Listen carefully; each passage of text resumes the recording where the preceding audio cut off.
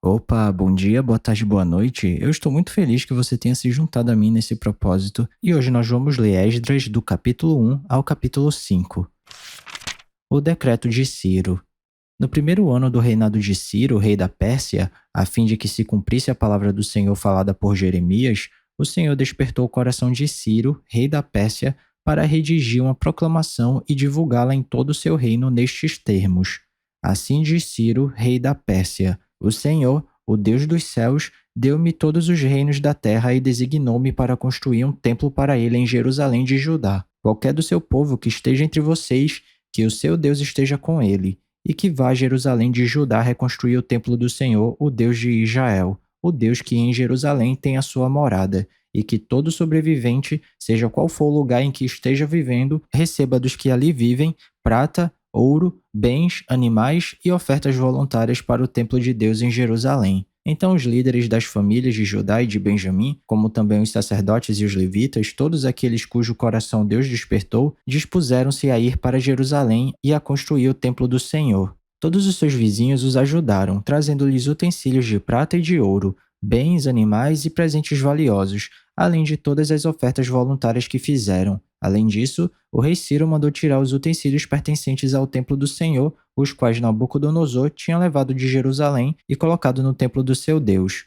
Ciro, rei da Pérsia, ordenou que fossem tirados pelo tesoureiro Mitredate, que os enumerou e os entregou a Sesbazar, governador de Judá. O total foi o seguinte: 30 tigelas de ouro, 1000 tigelas de prata, 29 panelas de prata, 30 bacias de ouro, 410 bacias de prata de qualidade inferior e 1000 outros objetos. Ao todo foram, na verdade, 5.400 utensílios de ouro e de prata.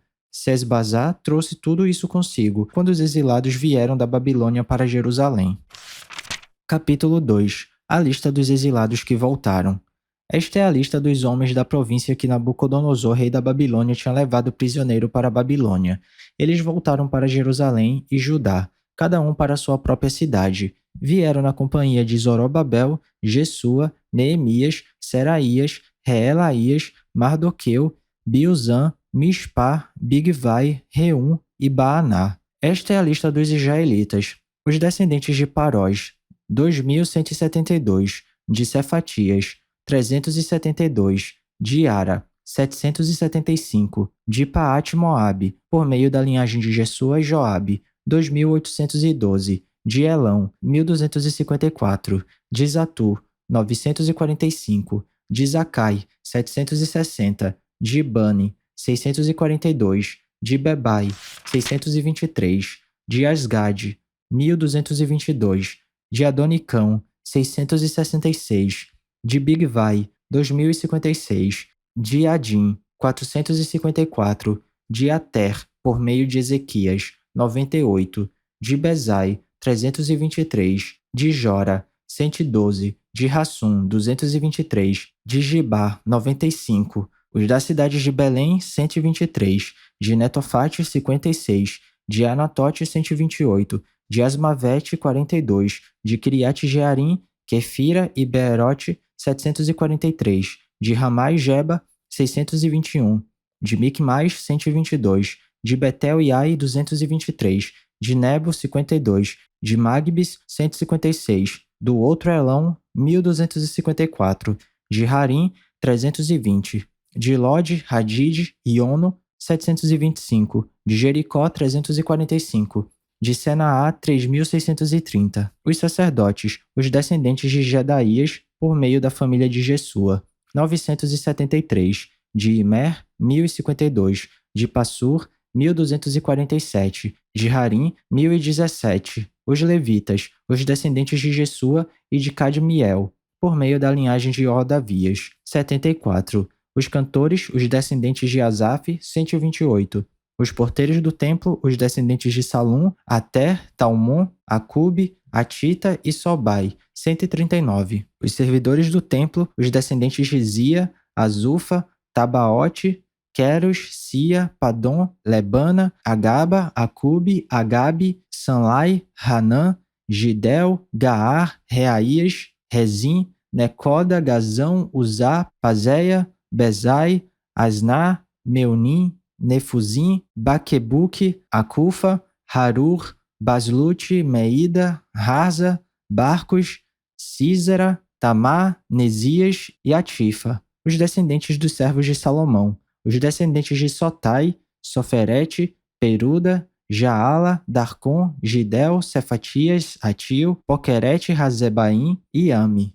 O total dos servidores do templo e dos descendentes dos servos de Salomão, 392, os que chegaram das cidades de Tel, Melá, Adã e Imé, mas não puderam comprovar que suas famílias descendiam de Israel, foram os seguintes: os descendentes de Delaías, Tobias e Necoda, 652, e entre os sacerdotes os descendentes de Rabaías, Acós e Barzilai, homem que se casou com a filha de Barzilai de Gileade, e que era chamado pelo nome do sogro. Eles examinaram seus registros de família, mas não conseguiram achá-los, e foram considerados impuros para o sacerdócio. Por isso o governador os proibiu de comer alimentos sagrados enquanto não houvesse um sacerdote capaz de consultar Deus por meio do Urim e do Tumim. A totalidade dos que voltaram do exílio atingiu o número de 42.360 homens, além dos seus 7.337 servos e servas. Havia entre eles 200 cantores e cantoras, possuíam 736 cavalos, 245 mulas, 435 camelos e 6.720 jumentos.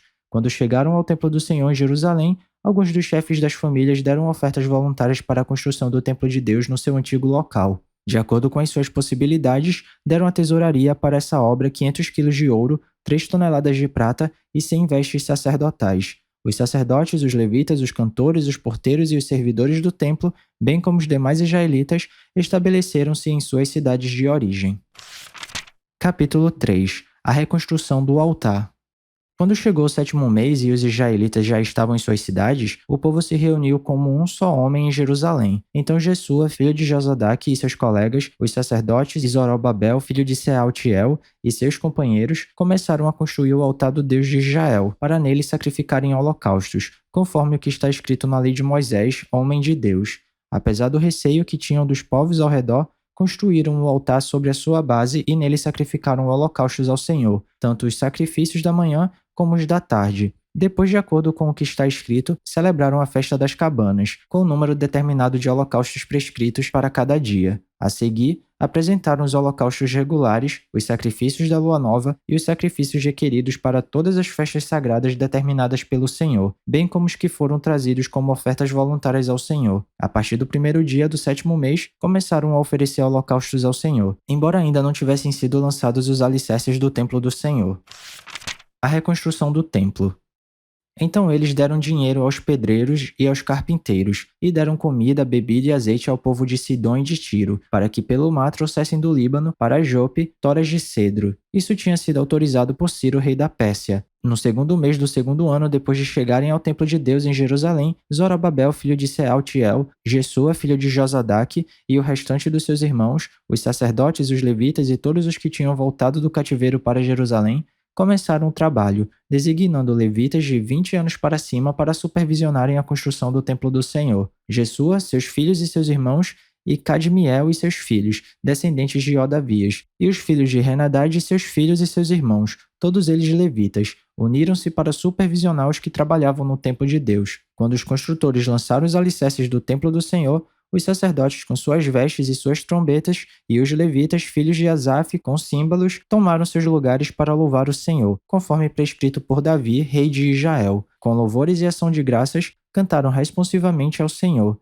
Ele é bom, seu amor a Israel dura para sempre. E todo o povo louvou ao Senhor em alta voz, pois haviam sido lançados os alicerces do templo do Senhor. Mas muitos dos sacerdotes, dos levitas e dos chefes das famílias mais velhos, que tinham visto o antigo templo, choraram em alta voz quando viram o lançamento dos alicerces desse templo. Muitos, porém, gritavam de alegria. Não era possível distinguir entre o som dos gritos de alegria e o som do choro, pois o povo fazia enorme barulho, e o som foi ouvido a grande distância.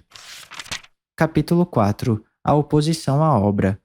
Quando os inimigos de Judá e de Benjamim souberam que os exilados estavam reconstruindo o templo do Senhor, Deus de Israel, foram falar com Zorobabel e com os chefes das famílias.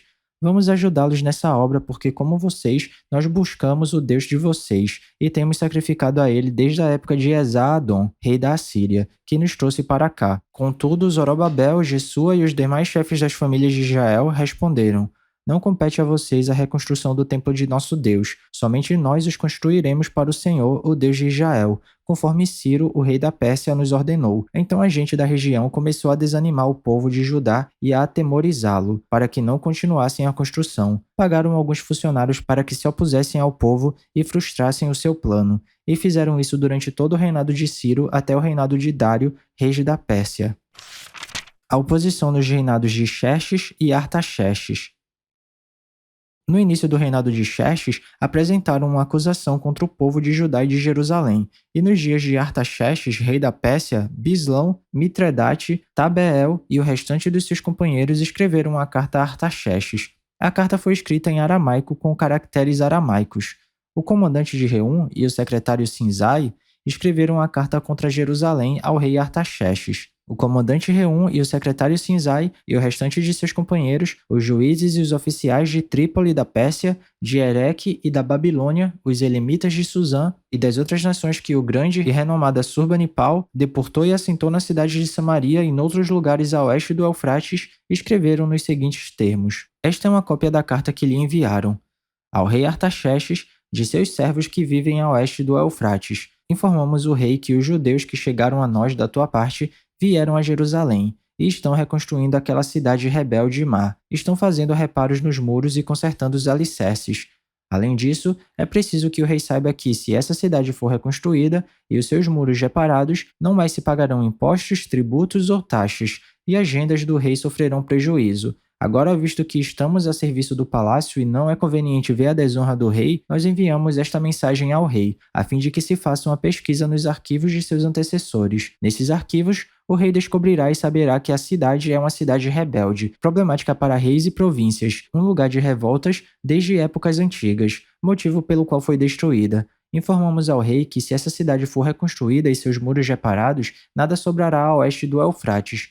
O rei enviou-lhes a seguinte resposta. Ao comandante Reum, ao secretário Sinzai e aos seus demais companheiros que vivem em Samaria e em outras partes a oeste do Eufrates, saudações de paz. A carta que vocês nos enviaram foi traduzida e lida na minha presença. Sob minhas ordens, fez-se uma pesquisa e descobriu-se que essa cidade tem uma longa história de rebeldia contra os reis e que tem sido um lugar de rebeliões e revoltas. Jerusalém teve reis poderosos que governaram toda a região a oeste do Eufrates, aos quais se pagavam impostos, tributos e taxas. Ordene agora a esses homens que parem a obra, para que essa cidade não seja reconstruída enquanto eu não mandar. Tenham cuidado, não sejam negligentes neste assunto, para que os interesses reais não sofram prejuízo. Lida a cópia da carta do rei Artaxerxes para Reum, para o secretário Sinzai e para os seus companheiros, eles foram depressa a Jerusalém e forçaram os judeus a parar a obra.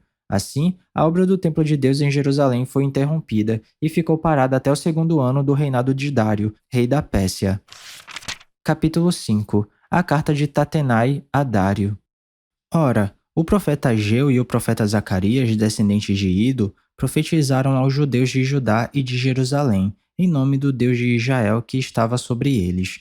Então Zorobabel, filho de Sealtiel, e Jesua, filho de Josadaque, começaram a reconstruir o templo de Deus em Jerusalém, e os profetas de Deus estavam com eles e os ajudavam. Tatenai, governador do território a oeste do Eufrates, Setar-Bozenai e seus companheiros foram logo perguntar a eles quem os autorizou a reconstruir este templo e estes muros, e como se chamam os homens que estão construindo este edifício. Mas os olhos do seu Deus estavam sobre os líderes dos judeus, e eles não foram impedidos de trabalhar até que um relatório fosse enviado a Dário e dele se recebesse uma ordem oficial a respeito do assunto. Esta é uma cópia da carta que Tatenai, governador do território situado a oeste do Eufrates, Setar-Bozenai e seus companheiros, os oficiais do oeste do Eufrates, enviaram ao rei Dário. O relatório que lhe enviaram dizia o seguinte: ao rei Dário, paz e prosperidade.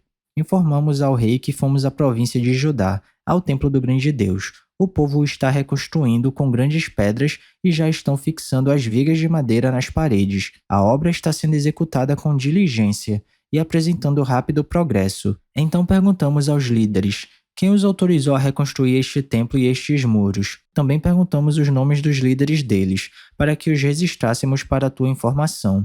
Esta é a resposta que nos deram.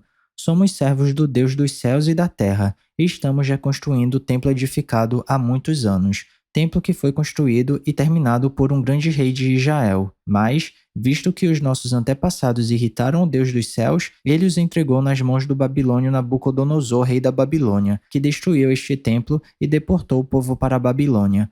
Contudo, no seu primeiro ano como rei da Babilônia, o rei Ciro emitiu um decreto ordenando a reconstrução desta casa de Deus. Ele até mesmo tirou do templo da Babilônia os utensílios de ouro e de prata da casa de Deus, os quais Nabucodonosor havia tirado do templo de Jerusalém e levado para o templo da Babilônia. O rei Ciro os confiou a um homem chamado Sesbazar, que ele tinha nomeado governador, e lhe disse: leve estes utensílios e coloque-os no templo de Jerusalém, e reconstrua a casa de Deus em seu antigo local. Então, Sesbazar veio e lançou os alicerces do templo de Deus em Jerusalém. Desde aquele dia, o templo tem estado em construção, mas ainda não foi concluído. Agora, se for do agrado do rei, que se faça uma pesquisa nos arquivos reais da Babilônia para verificar se o rei Ciro de fato emitiu um decreto ordenando a reconstrução da casa de Deus em Jerusalém. Aguardamos do rei a decisão sobre o assunto. E é isso, chegamos ao final da nossa leitura. Eu espero que você tenha gostado. Se alguma coisa soar estranha ou diferente, eu te encorajo a dar uma pesquisada a respeito disso, porque apesar da Bíblia ser um livro muito atual, ela foi escrita numa época e numa cultura diferente da nossa. Então vale a pena dar uma pesquisada para entender melhor os contextos históricos e culturais. Ah, e esse vídeo aqui não é para substituir o devocional não, tá? É só um plus, é só um bônus, é só um incentivo. Continue tendo seu tempo especial com Deus e se alguma palavra tocar seu coração e se você quiser compartilhar comigo aqui nos comentários, fica à vontade que eu vou ficar muito feliz de ler. Não se esquece de ativar as notificações do canal para não perder nenhum vídeo e tamo junto. Cheirinho no coçarão, que Papai do Céu abençoe e até amanhã.